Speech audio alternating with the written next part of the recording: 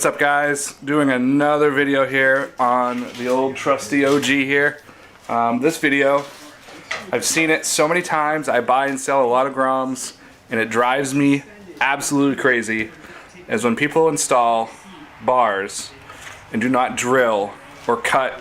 I guess you don't have to cut, but do not drill the bars for your hand controls. They literally just clamp them on and they spin. It drives me nuts. So I don't even know if there's anyone that has a video on this. I am going to make a video on it because it drives me bonkers when I part out a bike or buy bars from someone and you can just see it scratch to shit because they were too lazy to drill for the controls as I smack myself in the head. So this video we're going to do that. On the OG that I have here, it's all stripped down. What came on here was these Ruck Shop clip-ons. Pretty comfortable, more comfortable than I thought they were, but no. It's a Grom, not a sport bike. I know some people like clip-ons.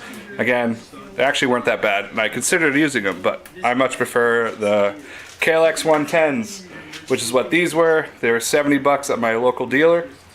If you can find the clone fake version of these on eBay, they were $30. I've installed those before on another Grom of mine. They're 100% exactly the same, except they don't have Pro Taper logos on them. But I would recommend them. I beat the Grom, living shit out of that Grom. That made no sense. I beat the living shit out of that Grom with those bars. They never bent, never anything. What do they call it? Warp? I don't know. But those worked pretty good. So if you can find those on eBay, I get those, you save yourself about 50 bucks. But in this video we're going to do that. Tools, drill to drill your bars for your controls, a 6mm Allen. Obviously if you had a stock bar you'd have that here, but I do not have the stock bar. I had to actually buy the top mounts and the bolts from the dealer because the clip-ons bolted to the bottom. So that's for that. Saw, because if you can see, these come with 4 different sizes. I mean, you can cut it short if you wanted to. I always cut these at line 4. I do not need them to be super wide. Line 4 makes them the perfect width for me. Even then, it's still a little bit wide, but that's just where I cut them. I do it on both ends. So yeah, this will be a quick little video. Like I said, I don't know if anyone's ever made this video, but it drives me crazy when I get bars that aren't drilled on Groms. So I'm going to mount the camera, and first thing we're going to do is cut the end of the bars off on line 4. You don't have to cut it off if you don't want. You can cut it off at any length that you want. I personally do it at line 4. So let's get to it. You'd be the first to start a fight with anybody, even if you looked at him sideways. I knew people like this guy. Oh my god, that is a face that just makes my blood pressure rise. Wow, man.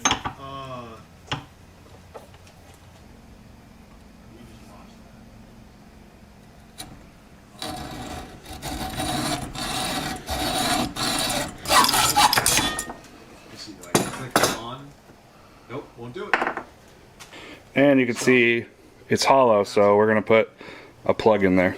Does not justify what he did, but you could tell that there's fucking alcohol. No one cares who you are. The problem is that a lot of times. Now that we got the ends cut, you can sand them if you want on the ends. What I like to do is, if you're not going to run bar end mirrors, so the ends that you cut off, you'll see it's got a plug inside of it. Can't really see that way, but if you hammer it out with a punch or a screwdriver, you can actually reuse them, and they just pop right in like that. Sometimes I use touch-up paint, but my grips are closed on the ends, so I don't really care. Now we're going to mount them on here. So if you have stock bars, take your stock bars off. Phillips, 2 Phillips screws for each of the controls. 8mm for both sides for the levers. And this is a 6mm Allen. These are. And you'll notice on these there's a dot. I believe the dot goes forward. Just look, when you look at yours, look for where the dot is and put it back to where it was. I believe the dot faces up. So when your controls are apart, you'll notice right in here there's a little dimple or whatever, a raised portion of it, I guess. That's what you drill in your bar. That prevents your controls from spinning. I don't know how many times I've seen bars that aren't drilled. I don't know why people don't drill them, but so this is going to actually slide. The throttle's going to slide on here first before we can get to the other side. So the controls like so. Helps if I put it on the right side. So we're going to put the throttle on first. Tube slides in. You can grease it up if you want, like so. We can put the bar on. We're not going to tighten them down just yet. We're just going to hand tighten them.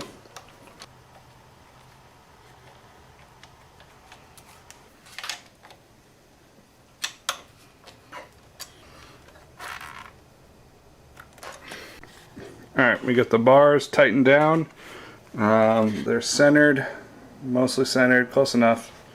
The way I run my bars, better angle. The way I run my bars is slightly more forward than the angle of the forks. Everyone's going to run their bars differently. I've seen them this way. I've seen them this way, so I've seen them perfectly aligned with the forks. This is just how I run it. You can run them any way you want.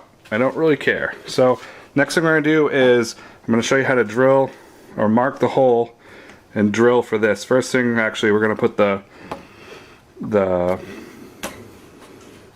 grip. These are the old ones off of the clip-ons. I'm just cheap, didn't buy new ones. So we're going to put these on. This will show us where we're going to mount the controls. So let's get this on. I use hairspray, slides right on. Steal your wife, girlfriend, sister, mom's hairspray. I use hairspray, it makes it slippery. And then when it dries, it's tacky, so your grip doesn't fall off. You don't go to buy grip glue or whatever the hell it's called. So what I do is I spray inside. Get it all nice and lubed up in there. Spray the bar. And slip it on.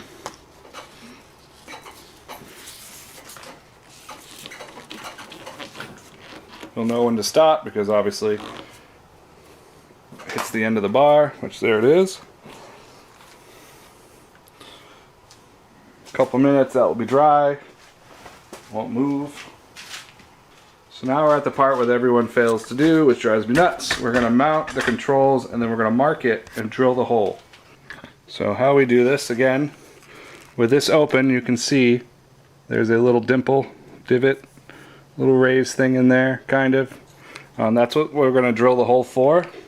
So first thing you want to do is put the control on loosely, and then you want to kind of leave it loose. Figure out how you want it angled. I kind of have angled mine a little bit like this, and then you're going to squeeze this together and twist it just a hair, just a cunt hair. And then you take this off. So when you take the controls off, you're left with a little scratch right there. You can kind of see it. That's where we're going to drill our hole. You're thinking, but Michael, how are you going to drill a hole on a round bar? You pray.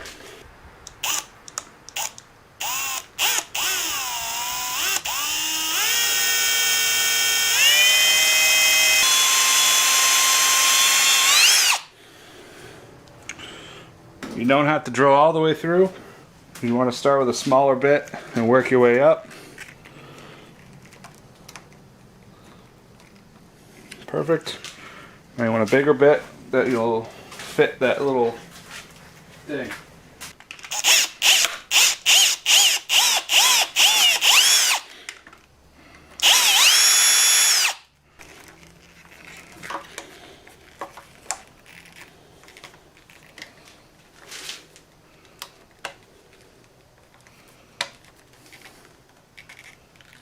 Now you want to find the hole, and when you do, the control will sink in.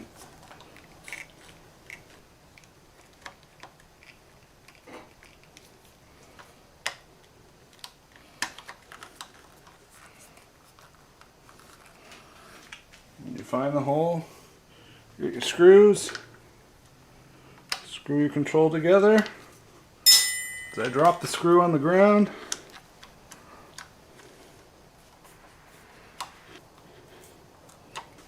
and when it's done properly, you'll see that this crease is perfect. These controls will not spin. If you don't drill that hole, you can get the controls not to spin, but this isn't perfectly flush. It's kind of tilted a little bit. It's just, don't be lazy. Don't be that guy. So perfect. Now we're gonna mount our clutch lever. This is 8mm. Make sure when you're putting these back on, you have the word up, obviously facing up. Plenty of room to remount. Cutting at number 4. Again, you can leave it at any length you want. I sometimes go through doorways. If you have them any longer than 4, they're not going to fit. So now we can crank this down. I like to have these angled down a little bit, just because I'm tall. My wrists thank me later when I have them angled down.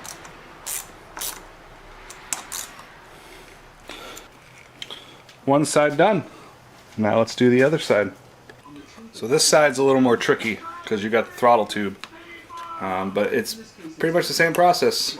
Make sure you get the controls on there.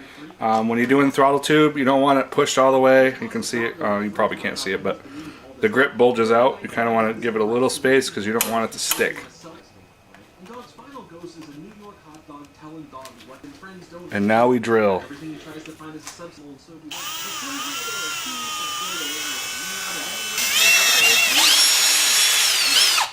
I'll stick with playing my cat dog. He's a cat dog. Nope, learned nothing. But I had a good truly ended on television with the TV movie, which is the starter of things that are constantly at odds with different personalities, different viewpoints. That's in. Now we're going to mount the brake reservoir. I should say mount brake reservoir and your front brake lever, perch, whatever you call it. This also has up.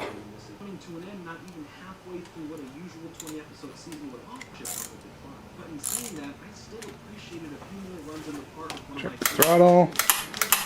Not sticky. That doesn't move. That doesn't move. We're good. Don't forget, put these little black caps on that you took out if you want them on. I like them on. Keeps everything all black. Even though the screws are stainless and they're pretty to look at. As I drop one.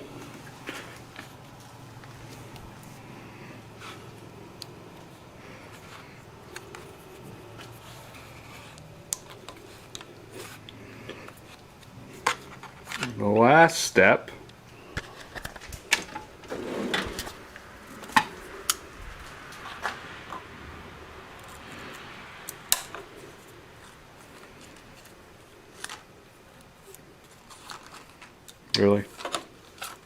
Really? There they are. One of the most comfortable bars you could ever put on a Grom. KLX DRZ 110s.